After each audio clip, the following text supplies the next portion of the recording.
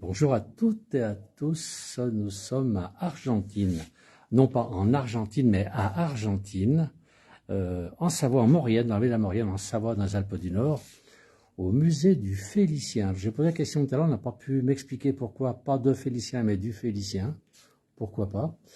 Et nous sommes avec Eliane, qui est une guide, c'est ça? Bonjour. Oui. Qui est guide donc de ce musée.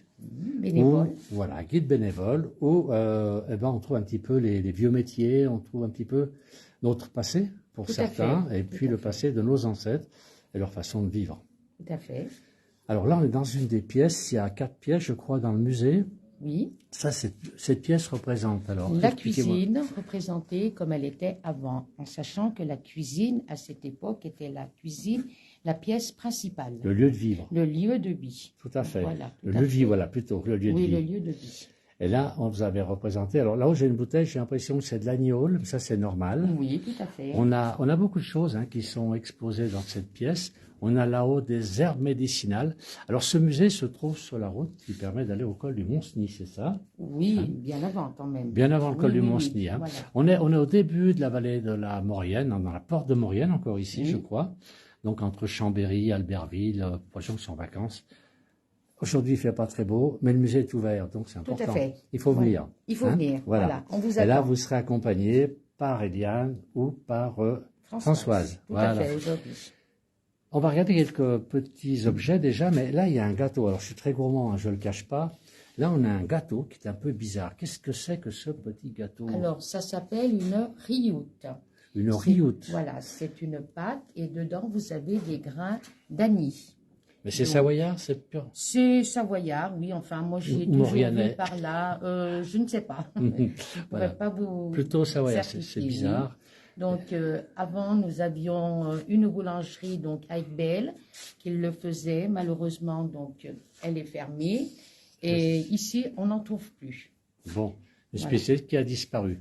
Il y a une autre spécialité de la Savoie que je vois là-haut. Alors là, ils ont l'air bien secs. Oui. Ce sont les dios, voilà. Et nous, on appelle ça des dios. Voilà, les saucisses, mais pour nous, ce sont des saucisses à cuire finalement, mais ils sont bons nos dios quand même. Quand on fait les dios au vin blanc, ils sont excellents. Alors, je rappelle, on est dans le musée, c'est un très très joli musée qui se trouve à Argentine, en Savoie, en Maurienne, en début de la Maurienne, dans les Alpes du Nord. Alors là, on a toute la cuisine. Bon là, oui, c'est pas la cuisine, on a dit c'est la pièce de vie. C'est la pièce de vie. Qu'on a rassemblé donc les objets donc d'autrefois. Vous avez donc, nous on appelle ça des tupines. La topine. Des tupines ou topines. Topine, on mettait les dios. Aussi pour préserver les œufs. Ah, ça je qu'on voit dans les films aussi un peu. Le pain que vous avez, est-ce qu'il est fait avec le four banal qui est à l'extérieur? Alors, celui-ci, oui, maintenant qu'on a donc une association de four à pain, enfin les boulangers, tous les toquiers du Pétrin, ça s'appelle. Donc, on leur demande de nous refaire donc du pain. Donc c'est le pain qui vient de votre four banal. Voilà, tout à fait. Ok. Donc là, vous avez plusieurs objets. Vous avez la baratte donc comme tout le monde sait, enfin je suppose. Vous en avez une ici aussi. On faisait le beurre. Là, vous avez donc on va dire ça, la salle de bain d'avant, c'est-à-dire c'est où on mettait les enfants, ils se lavaient. Voilà. Avec la planche pour pour les frotter, certainement. Là, il y a quelque chose, qu'est-ce que c'est? Alors ça, ce sont des briques. Donc, on faisait chauffer et qu'on mettait donc dans le lit pour tenir chaud. Ça remplace à savoir que, bien entendu, il n'y avait pas de chauffage à cette époque. Donc, les gens, se mettaient ça dans le... Alors là, on a ce monsieur qui n'a pas beaucoup d'appétit d'ailleurs. Non. Et là, donc, c'est la chambre, donc, telle qu'on les trouvait dans les chalets, enfin, les fermes plutôt. Dans la maison, non, c'est vraiment, donc, je vais vous faire voir aussi, donc, hop, là, on verse le bébé les fameux matelas, à cette époque, ils faisaient ça avec des feuilles de maïs.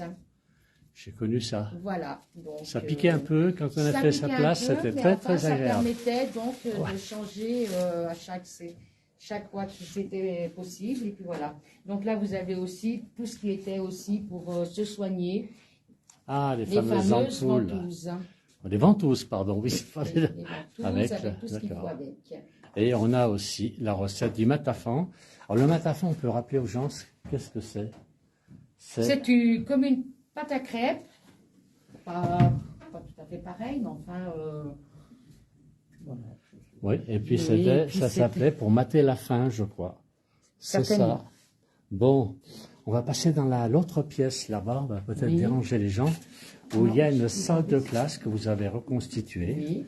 On a pas mal de gens qui nous suivent, je les remercie.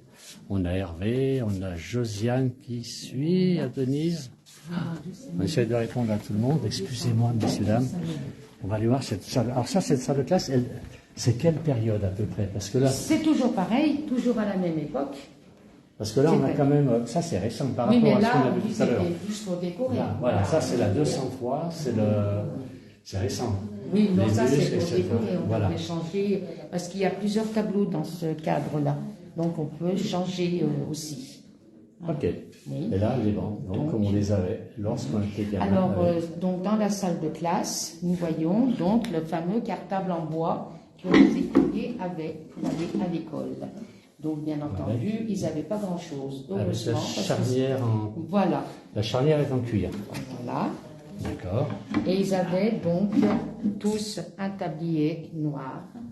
À savoir aussi que quand il y avait donc l'école, chaque enfant devait amener un morceau de bois pour se chauffer.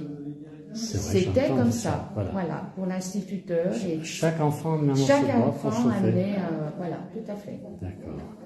Alors on va encore faire, ce n'est en direct, on ne va pas pouvoir voir tout l'immeuble, malheureusement, parce qu'il y a aussi une grange qui est à côté, qui permet de découvrir beaucoup d'outils utilisés. On a la dernière pièce où là c'est un peu hétéroclite. Là on a des fers à repasser, moulin à café. L'évolution. Voilà. Mais surtout, une très très belle collection d'affiches. Alors est-ce que ces affiches sont authentiques? Je ne sais pas.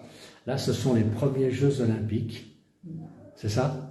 On a fait Paris 1900, on a Stockholm 1912, on a toutes ces affiches des Jeux Olympiques.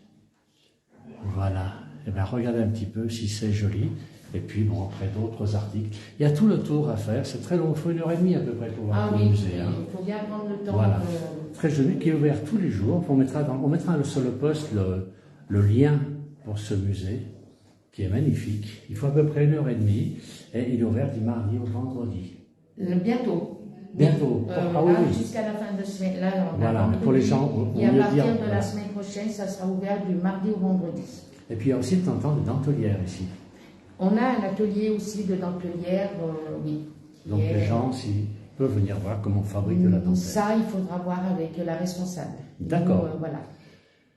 Eh bien, pour moi, c'est bon. On a vu un petit peu. On n'a pas pu faire tout le tour, puisque c'est vrai qu'on risque de perdre le réseau à certains endroits.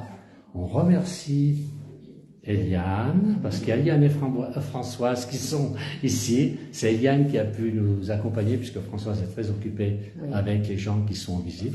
On vous remercie beaucoup et on espère pour les gens qui veulent découvrir de venir ici. Merci. Merci à vous. Merci. Bonne fin de journée.